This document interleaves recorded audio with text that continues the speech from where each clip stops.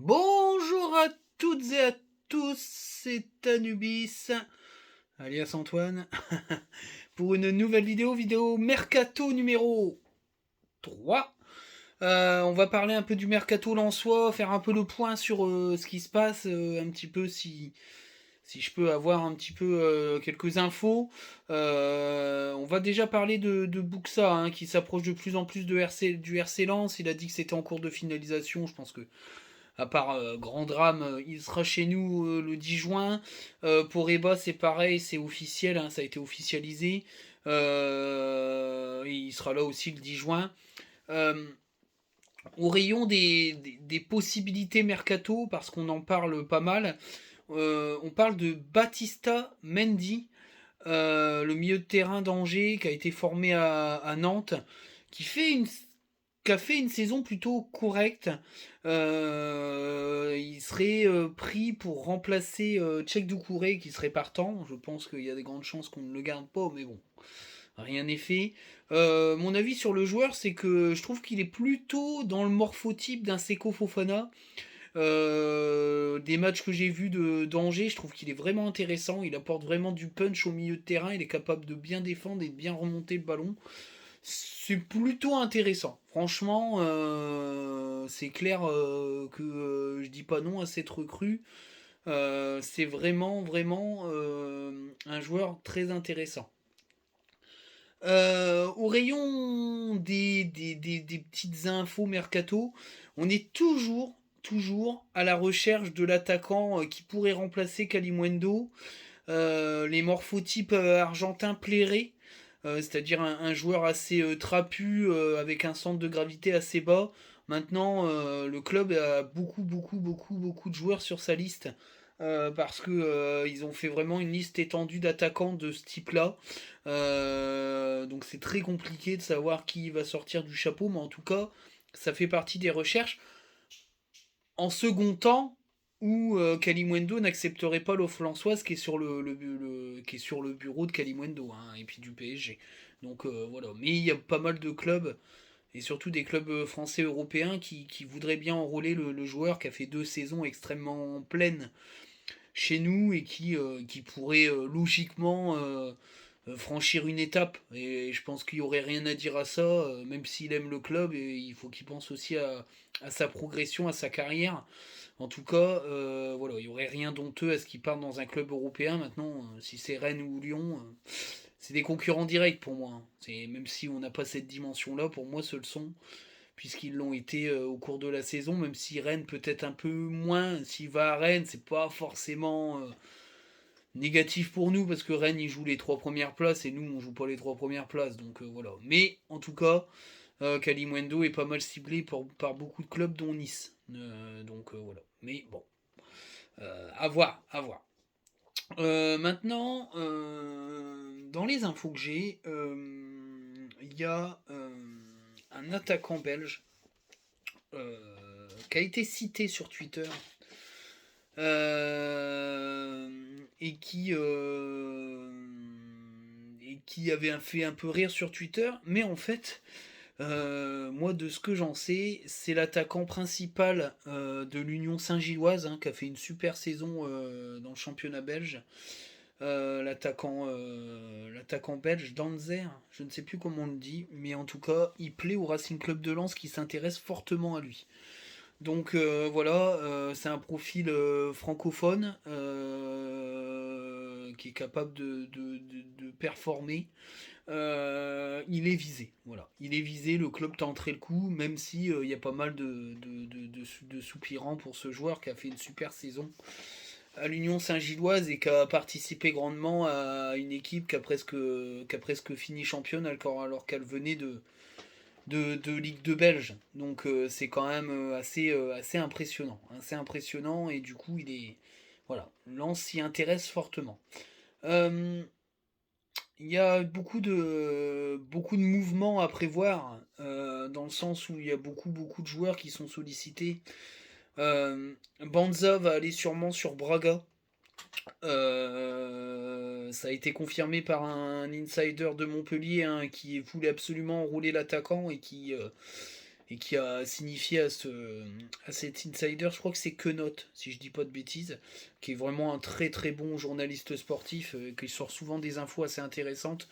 Il lui a été dit qu'il allait sûrement signer à Braga, qu'il allait formuler une première offre qui s'approcherait de l'offre qu'a pas pu boucler Famalicão, donc ça veut dire qu'on serait aux alentours de 4-5 millions d'euros, ce qui serait plutôt intéressant pour un joueur qui a très peu joué chez nous au final, à part une ou deux saisons, et qui a été beaucoup prêté. Je pense que ça serait vraiment un bon petit pactole. Seko Fofana au PSG. Alors on a tous rêvé à un échange avec Kalimundo puis un peu de sous-sous, mais bon, ça m'étonnerait. Après, il faut voir si le profil plaît vraiment au Paris Saint-Germain, mais ça serait un super choix pour Seko Fofana. C'est pareil, hein, il reste dans le championnat de France, c'est à Paris, c'est pas du tout dans notre planète, donc il peut y aller. Il n'y a pas de pétard, il n'y a pas de pétard, et en plus, si on peut, comme on rêve tous, inclure Kalimundo dans le deal, on va pas cracher dessus. Au rayon au rayon des petites infos aussi que j'ai, on viserait aussi un milieu de terrain croate dont le nom n'a pas filtré, qui jouerait en Allemagne. Voilà, mais c'est la seule info que j'ai, malheureusement. Alors tout le monde va se jeter sur Transfermarkt, mais même moi je l'ai pas fait encore. Mais c'est une info que j'ai eue il y a pas longtemps, là, ce matin. J'avais mon. Voilà. J'avais ma source. J'aime pas dire ça, mais bon, peu importe. Et il m'a dit que voilà, il y avait une prospection en Allemagne sur un milieu de terrain croate assez intéressant et qui pourrait vraiment apporter une plus-value au milieu de terrain lensois. Et voilà, Lens va sortir le chéquier. Il y a vraiment une envie de sortir le chéquier chez les Lensois. Surtout qu'une équipe comme Nantes qui va aller en Europe va déjà faire rentrer Mollet, ce qui est une super affaire et pas pour cher apparemment. Lens va devoir se renforcer, hein, pour lutter avec ces équipes-là pour le top 10, puisque c'est l'objectif, hein. C'est-à-dire un maintien rapide, ça veut dire être dans le top 10, quoi, clairement. Donc voilà, c'est concurrent direct pour le Racing Club de Lens. Euh, moi, ce que j'aimerais, c'est surtout qu'on arrive à conserver une ossature presque complète et à faire d'excellentes plus-values sur deux ou trois départs, sans bouleverser forcément l'effectif. Maintenant, c'est toujours compliqué un mercato parce que il y a toujours le parpaing qui tombe sur le bureau avec une offre mirobolante de dingue, qui fait vriller. Le problème, c'est que ça déstabilise tout un mercato parce que quand tu as un joueur qui est prévu de participer à la saison et qui part et que tu es obligé dans ton mercato de refaire un peu ta structure, c'est pas évident. C'est pas évident. Clairement, ça pose vraiment, vraiment question. Euh, on peut se dire, hein, que c'est ça aussi le mercato, c'est qu'il faut que les Lensois arrivent à tout sécuriser et à ne pas se dire on peut lâcher sur une grosse offre. Mais c'est vrai que s'il y a 70 millions, s'il y a, je dis une bêtise, parce que 70 millions, il n'y a aucun joueur de l'effectif lensois qui vaut 70 millions, mais s'il y a 40 millions, 45 millions d'euros qui tombent, même un peu moins, je dirais entre 30 et 40 millions qui tombent sur un joueur, c'est très compliqué de refuser, quoi. C'est le budget du club, donc c'est très très compliqué. C'est très très compliqué. Voilà un peu pour les infos mercato. Donc pour résumer, un attaquant argentin qui serait ciblé, pas forcément non, mais qui serait un peu dans le cahier des charges. L'attaquant de la S Saint-Gilloise, qui est aussi ciblé. Un milieu croate qui serait intéressant, dont le club s'y intéresserait. Je vous laisserai chercher. Moi. J'ai eu l'info là, mais comme je bossais, j'ai pas eu le temps de travailler les profils. Je regarderai ça tranquillement. Et puis Banza qui se rapproche de plus en plus de Braga et il a un intérêt du PSG pour Seko Fofana. Voilà un peu. Là, ça se calme un peu parce que ça s'était fortement excité en quelques jours. Mais voilà, je voulais quand même refaire un peu le point. Il y aura une vidéo avant le 10 juin, une vidéo notation de la saison. Je vais la faire sûrement je pense lundi soir, lundi soir ou mardi soir, je verrai selon ce que j'ai à faire. Et puis je ferai peut-être une notation des Bleus avant le match de mercredi, parce que c'est intéressant, puis je pense que je vais me faire plaisir, parce que le match était nul à chier, et que je pense que l'air Deschamps tousse un peu à sa fin, et c'est mon avis personnel, même si l'idée du 3-5-2 est pas mal. Le problème, c'est que tu peux pas changer de dispositif et garder ta tribu. Et le problème, c'est que le foot français a encore une fois a un niveau de vivier, mais ultime, et on va encore se casser la gueule et tout repartir à zéro et foutre en l'air le vivier.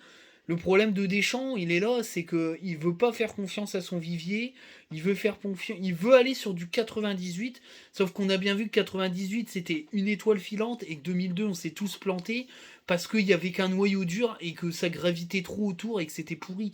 Et là, il y a tellement un potentiel monstrueux, cette équipe, elle peut rouler sur la Coupe du Monde, clairement. Quand tu vois Mbappé, Karim Benzema, je mets pas Griezmann, on en parlera, mais pour moi, quand t'as Karim Benzema et Mbappé devant, bah tu mets n'importe qui dans l'équipe, si ça tient la route, t'écrases la Coupe du Monde, c'est mon avis personnel.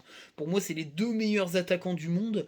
Et ce qu'il a fait Benzema dans la surface à l'équipe danoise, c'est exceptionnel, exceptionnel. Mais bon, on y reviendra, je ferai une vidéo, je pense. Donc voilà, alors c'est des formats courts, parce qu'il n'y a pas grand chose à dire.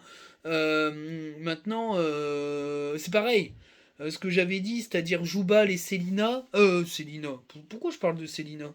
Parce que j'ai trouvé qu'il était bon, Célina, mais il va partir sûrement de Dijon, hein, je crois. Il a été prêté, Célina, par Dijon, si je dis pas de conneries.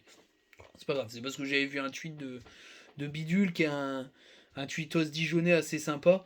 J'ai pensé à Célina parce que j'ai toujours pensé que Célina pouvait faire quelque chose de bien à Lens, mais rien à voir, il n'y a pas d'infos. Mais Deminguet, voilà. Joubal et Deminguet, toujours dans la liste. Hein. Lens prend son temps. Mais ça va. Je pense que c'est un mercato qui va exciter tout le monde et qui va plaire. Ça va canarder.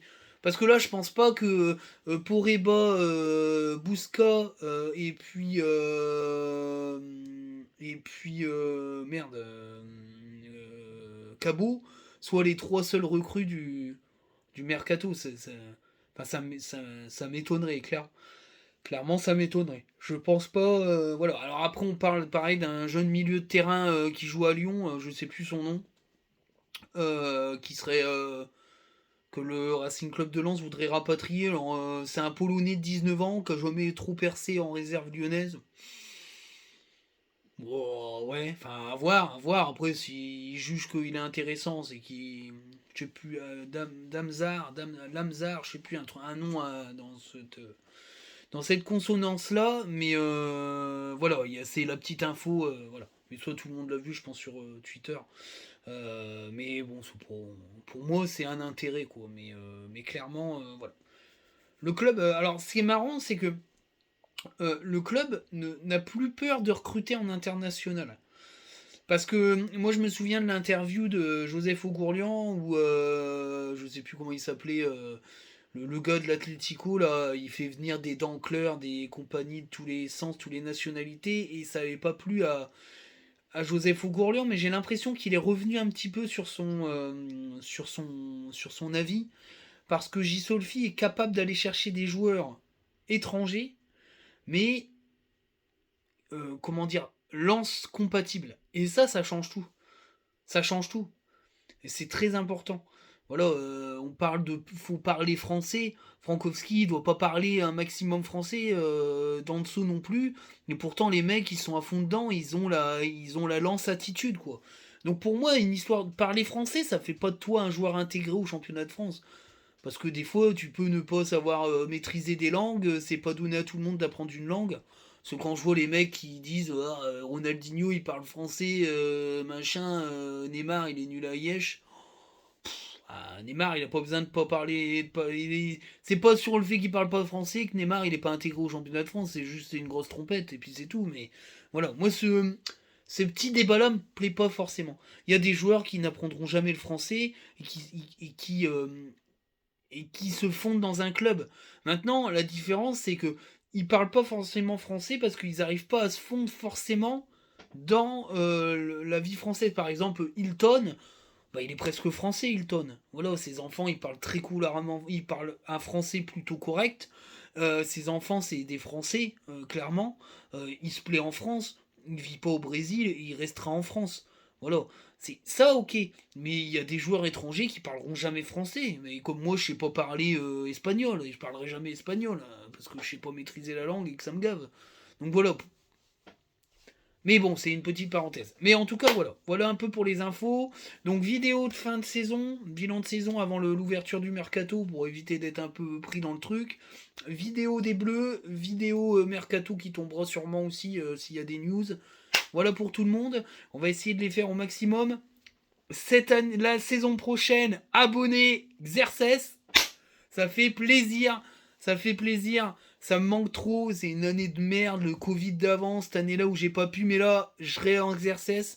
J'ai hâte de rencontrer mes tweetos. Parce que c'est vrai que j'ai pas mal d'accroches avec tout le monde et j'aimerais bien faire un tour à la loco, boire un coup avec les gars, avec Pierrick, avec Roulian Ross, avec toute la clique, avec notre boss d'Ast national, avec tous ces gars-là avec qui on parle bien, on se chambre, des fois on chamaille, mais j'ai envie de les rencontrer en réel. Et voilà aussi pourquoi je reprends un abonnement, parce que j'ai envie de voir ces gens-là, et puis j'ai envie d'aller à Lens régulièrement, en profiter. Voilà, donc ça me fait plaisir. Voilà la news, et j'espère que je reverrai certains des abonnés de YouTube aussi. N'hésitez pas à faire partager les vidéos, à faire gonfler la chaîne. J'ai plein de retours positifs. Il y a plus de 300 vues par vidéo, mais j'ai même pas 200 abonnés. Alors vous vous abonnez et vous faites abonner les potes, faut que ça pète. Faut que ça pète les abonnements. Allez, ciao les gars.